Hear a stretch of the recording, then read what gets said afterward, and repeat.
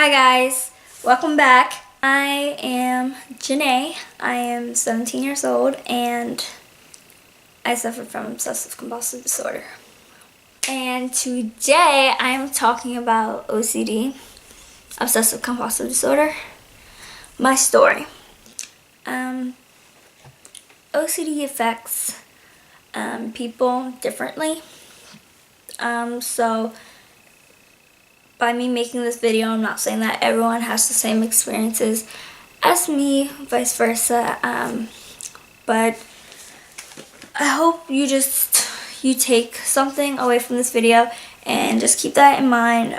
Everyone who has OCD may have different obsessions, different compulsions, and so please share your similar experiences down below after the video. Get rocking. Okay, so how did my OCD start? It started when I was very young, probably like 5, 6, 7, around that age range, and I noticed that I had a lot of intrusive thoughts, and so I would be sitting in the car and I would just have a thought of us getting in an accident or my parents leaving me on the side of the street and driving away. And a lot of my thoughts were irrational, but I couldn't stop thinking about them. Okay, next question. So the obsessions and compulsions that I have. Wow. Okay. Mainly my obsessions that I have are about harm. Accidental, intentional, and I'm going to explain that. I'll start with accidental first. So I will have a thought of accidentally burning down my house or accidentally just being responsible for something. Now that I'm driving, it's kind of scary. I have a lot of worries, irrational worries, and I'm trying to figure out a way to explain it because most of my obsessions are through images, and so that's accidental. Intentional, I will have thoughts of hurting other people, and here's the thing. With intrusive thoughts or with people who have OCD, who have harm obsessions, can have a form of pure O, we will have thoughts that come into our minds about hurting someone, and we don't want to.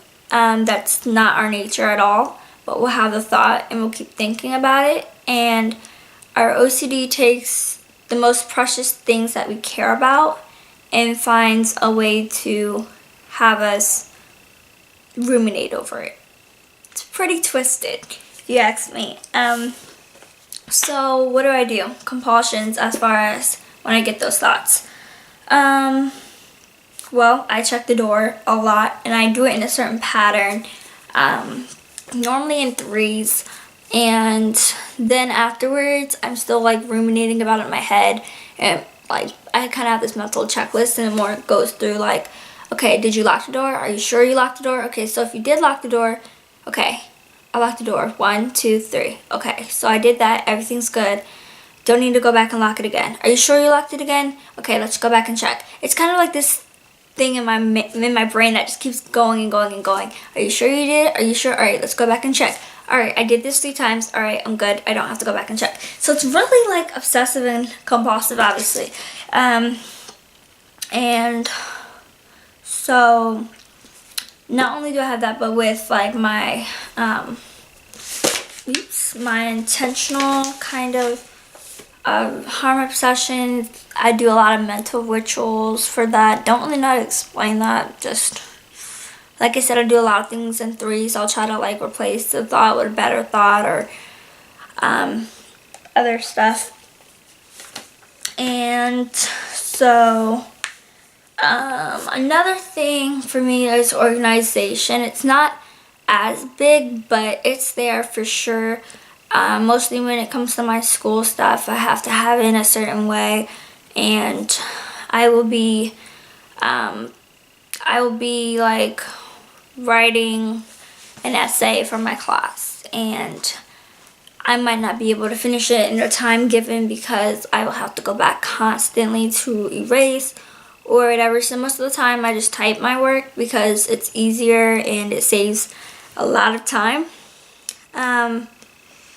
And I'm very perfectionistic. I think I've gotten better, but it's still there. Starting my freshman year of high school is when my OCD really took over, and I had to have 100% in all my classes, and if I didn't, I felt like I had failed. I had a lot of black and white, all or nothing kind of thinking, and it wasn't good. It wasn't good at all, and it took over my life a lot, my thinking especially. And even if I had a 97 in the class, it didn't feel right. And so a lot of times when things don't feel right, I have to like either say it again or play it through my mind again or touch whatever it is again. It's weird. I don't know how to explain it, but if it doesn't feel right, which is the main thing, it has to feel right. And if it doesn't feel right, then it bothers me. And then I have some kind of, you could say, tics, I guess. I don't know what to call it. I have verbal compulsions where I'll say cuss words.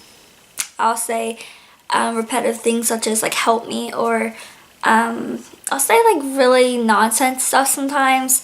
I guess it's like a way for me to express the thoughts in my head.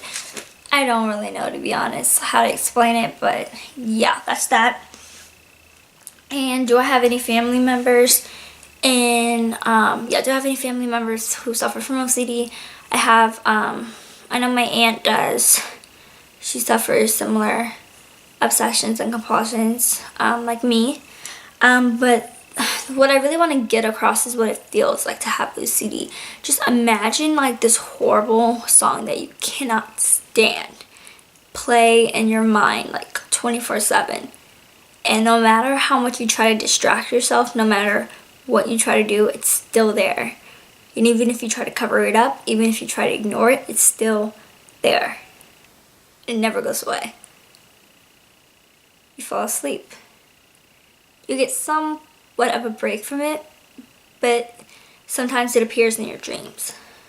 You wake up, and the second you wake up, you get a thought. And I know this might not happen for everyone, but I know this happens for a lot of people. Their obsessions are just kind of always there.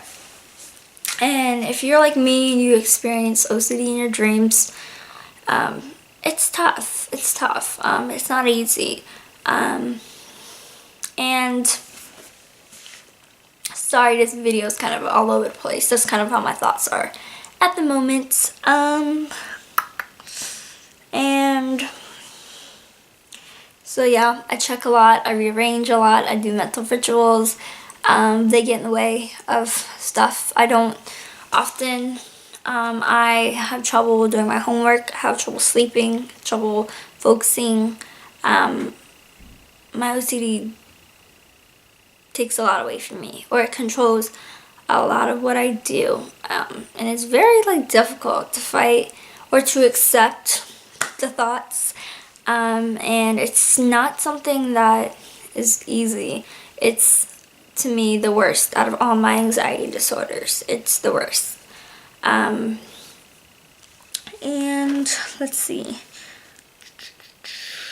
So, I hope this video was somewhat informative, and I hope that you got something from it. And yeah, and if it just helped one person, just one person out there, that's all that matters. Because it took a lot of courage for me to make this video, and I know I may have some people who will comment and say I have similar experiences, and then I know there are going to be some ignorant people who comment and don't know what the heck they're talking about. And if this video just helped one person, really that's all that matters. And for those who are suffering or know someone who's suffering, please hang in there. Sooner or later it will get better, and just know that I'm here for you, and know that you are more beautiful than you know, more talented than you think, and more loved than you can possibly imagine. Have a blessed day. Bye guys!